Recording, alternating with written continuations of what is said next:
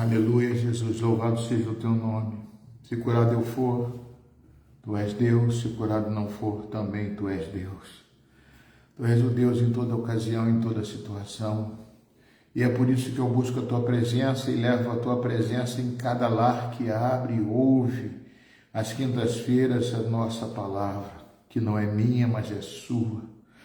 Tu és o verbo vivo, Pai, e eu quero buscar este verbo aceso dentro de mim como uma chama que não se apaga, para que também cada casa seja também, Senhor Deus, incendiada pelo poder de Deus e pela graça de Deus. Pai, fala conosco, Pai, traz para nós a realidade, a verdade viva, que é Jesus Cristo, Pai. Viva porque Ele morreu, mas ressuscitou, está no meio de nós. E que enviou o seu Espírito Santo para mover dentro de nós. Mova, Senhor, teu Espírito, Pai. Que teu Espírito se mova porque está vivo dentro de nós. E que cada partícula do nosso sangue, cada célula do nosso corpo seja injetado o poder de Deus para a graça e o amor de Cristo nos encher cada dia mais para vivermos a tua palavra, vermos o teu reino, Pai. Para que possamos, ó Pai, contagiar outros, ó Pai, que estão precisando, que estão no Egito, Senhor, agarrados neste mundo, Pai, que oferece prisões, escravidões, mas que nós somos verdadeiramente livres, porque Jesus, como diz em João capítulo 8, versículo 36, verdadeiramente somos livres, porque Jesus nos libertou. Nós conhecemos a verdade, cremos nesta verdade e queremos que esta verdade espante e afaste toda e qualquer mentira que tenta lançar contra um servo teu. Enche-nos da tua graça e do teu amor, em nome de Jesus Cristo. Amém, queridos. Graça e paz de Jesus Cristo. Estamos aqui para louvar o nome desse Deus maravilhoso, a saudá-lo, Pai, porque Ele é um Deus todo-poderoso. Ele não pede muito. Às vezes a gente acha que Ele pede dinheiro. Ele não precisa de dinheiro. O dinheiro é para me libertar, para libertar você, para mostrar que Ele é Senhor do meu dinheiro, Senhor do seu dinheiro. Ele é o Senhor que me dá saúde, me dá paz, me dá vontade, me dá disposição, me dá alegria, me dá força. Ele não precisa de dinheiro. Ele é o Senhor de tudo. Senhor da saúde. Se Ele quiser, Ele cura. Se não quiser, Ele não cura. Ele é Senhor, Ele é Deus, Ele é o Verbo. Eu quero ler com vocês um texto da Bíblia, para que nós possamos refletir desse Jesus que vive e reina para todo sempre. Para que possamos entender que nele, nós podemos firmar os nossos pés. Ele é a rocha, amados, a rocha. Mateus 7,24 fala sobre ele ser a rocha. Ele cura. Ele é aquele que te dá o Espírito dele. Para quê? Para que nós tenhamos um fardo leve. O que é fardo, amado? É carregar nas costas alguma coisa que parece pesada, porque nós vivemos num mundo pesado. Mas ele traz aquilo para você entender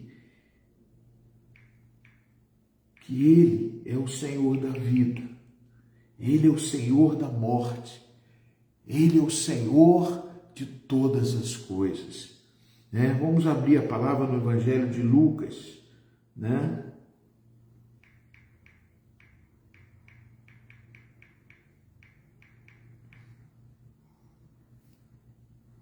Vamos abrir o Evangelho de Lucas. Aleluia, Jesus. Louvado seja o teu nome, Senhor. Capítulo 8, versículo... Lucas capítulo 8.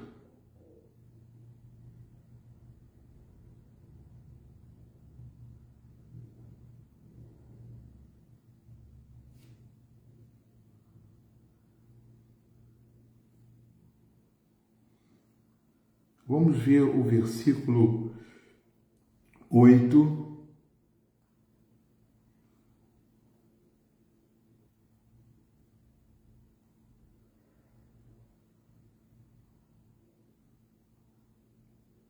Aleluia, Jesus. Vamos fazer o seguinte, vamos ler Marcos, eu confundi aqui. Marcos, capítulo 5. Marcos, capítulo 5.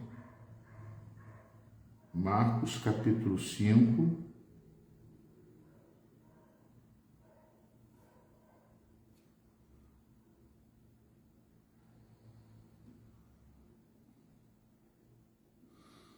Versículo 21.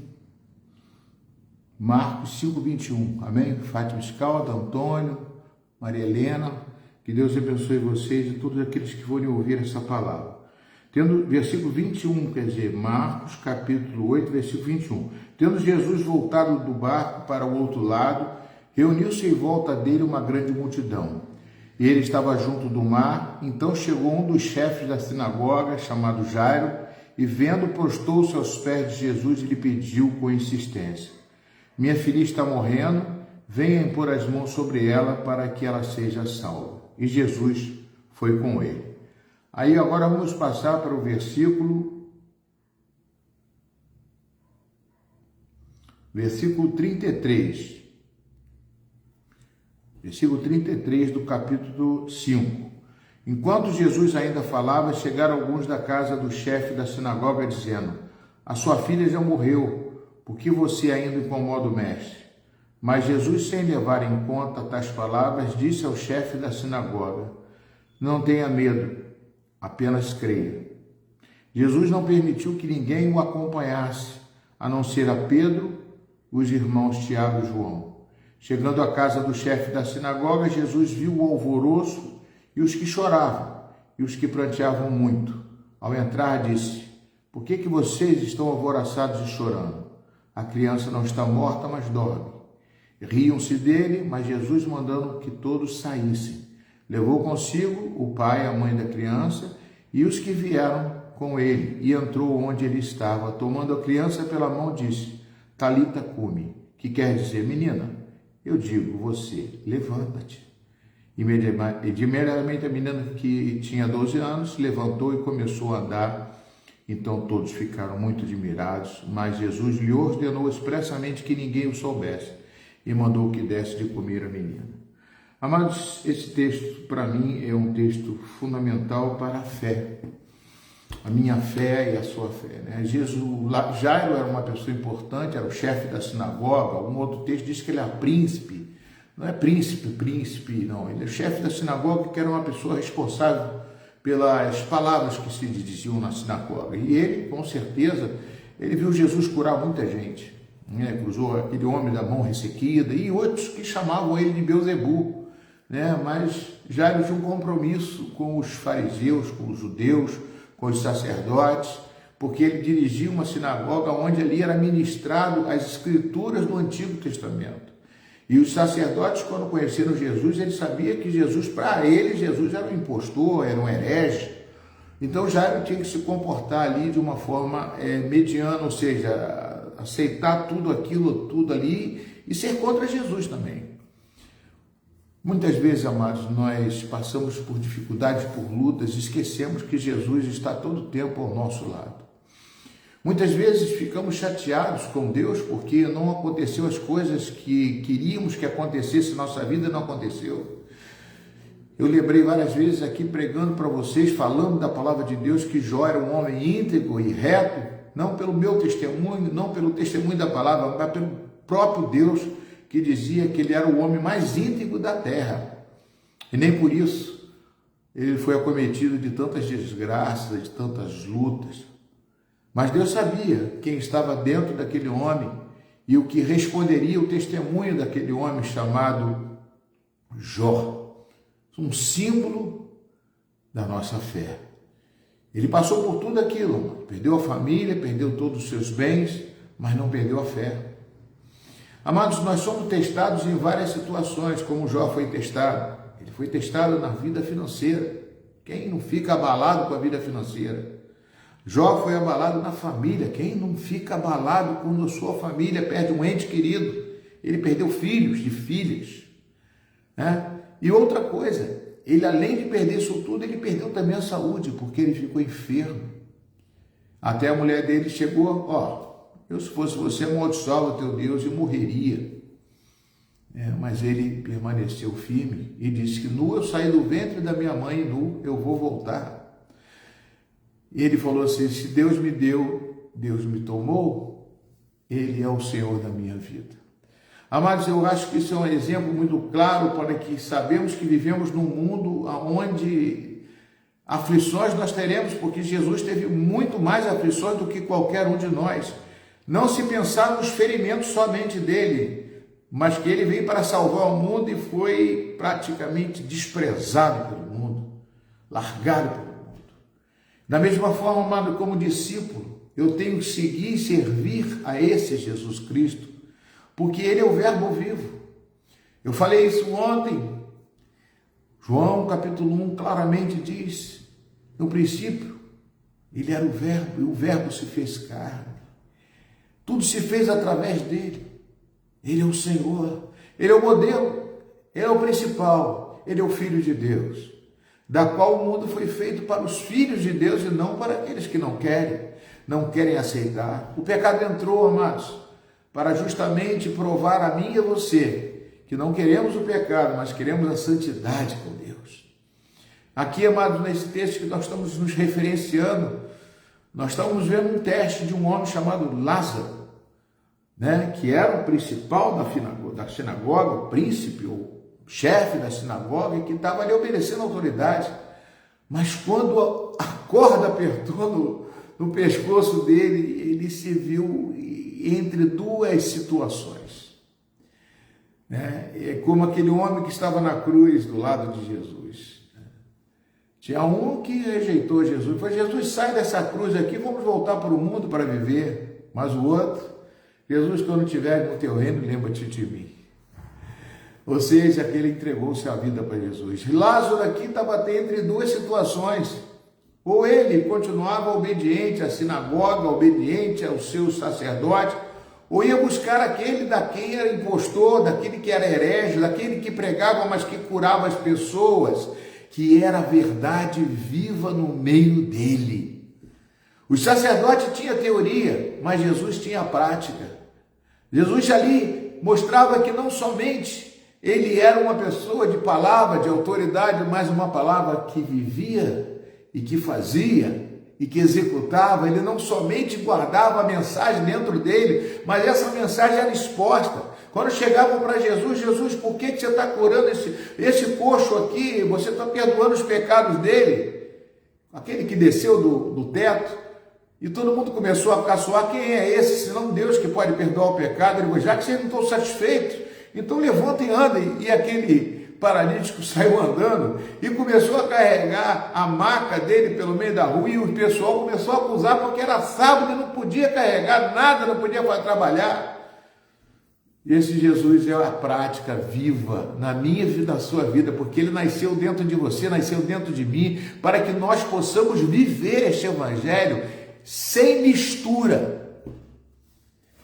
Lázaro ali tinha que sair da condição dele, sair e deixar e falar, Jesus, a minha filha está morrendo. Ele se debruçou aos pés de Jesus. Se debruçou aos pés de Jesus para quê? Se debruçou aos pés de Jesus para dizer, Jesus, a minha filha está morrendo, eu preciso que tu vá curá-la, porque eu creio, porque eu vejo que você pode curá-la.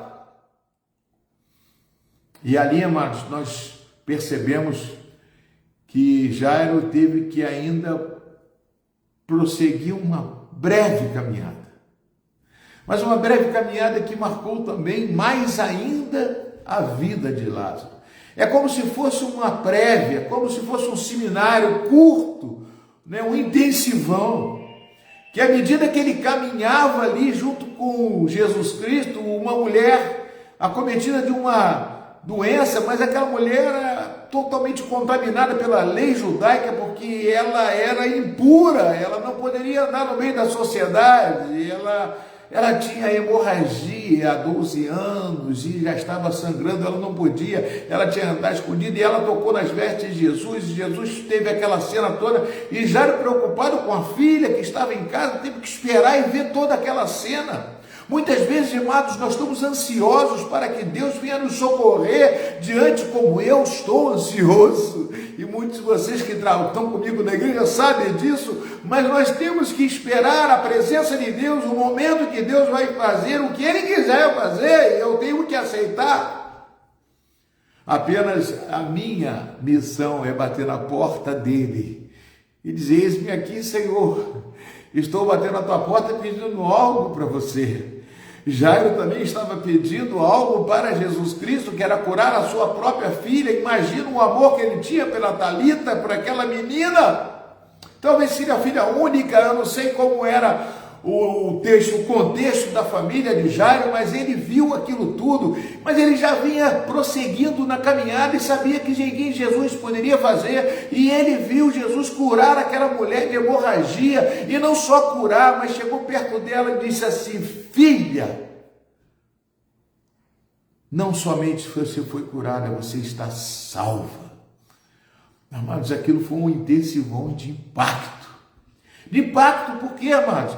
Porque quando chegaram aquelas pessoas diante de Jairo, da casa dele, falaram: não incomoda mais o mestre, porque a sua filha já morreu. Veio com a notícia ruim, mas ali Jairo não tomou posição alguma, apenas escutou a voz de Jesus dizendo assim: creia, somente creia.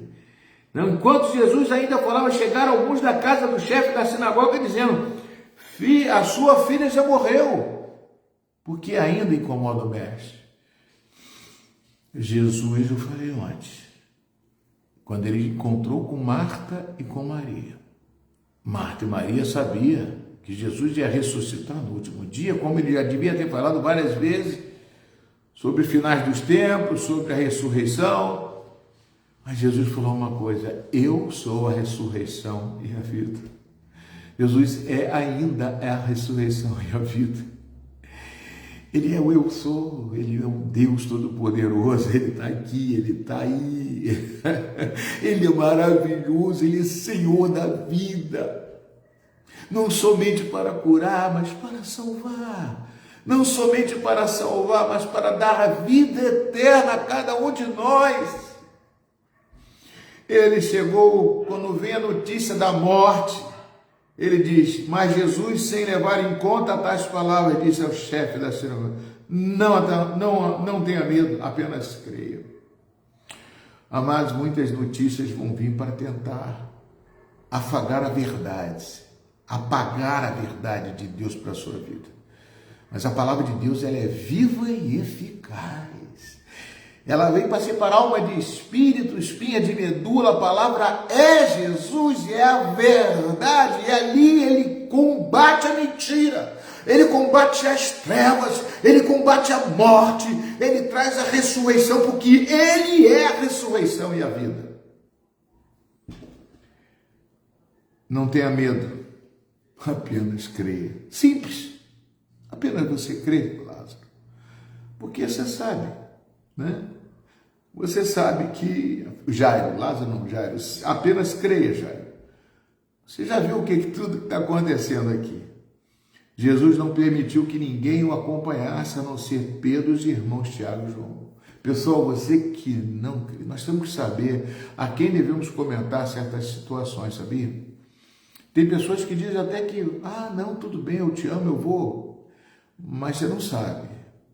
Cada um tem que ter o seu objetivo, pessoas de confiança que possam te referir assim: não, eu quero que você vá, porque você vai somar, não subtrair.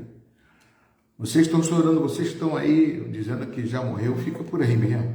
Deixa eu levar somente aqueles que estão comigo, Tiago e João, esses aqui eu sei, que um dia eles vão entrar dentro da porta formosa, está em Atos capítulo 3, Pedro, Tiago e João, eles vão ver ali, vão fazer um milagre ali. Eles foram com Jesus. Chegando à casa do chefe da sinagoga, Jesus viu o alvoroço que choravam e os que pranteavam muito ao entrar. Eram contratadas pessoas, carpideiras, para poder chorar, para poder criar aquele clima de luto, de tristeza pela morte. Mas Jesus entra com a luz e não com trevas. Por que vocês estão alvoroçados e chorando? A criança não está morta, mas dorme. Jesus não faz oração, Jesus é a oração. Jesus é a palavra, Jesus é a verdade.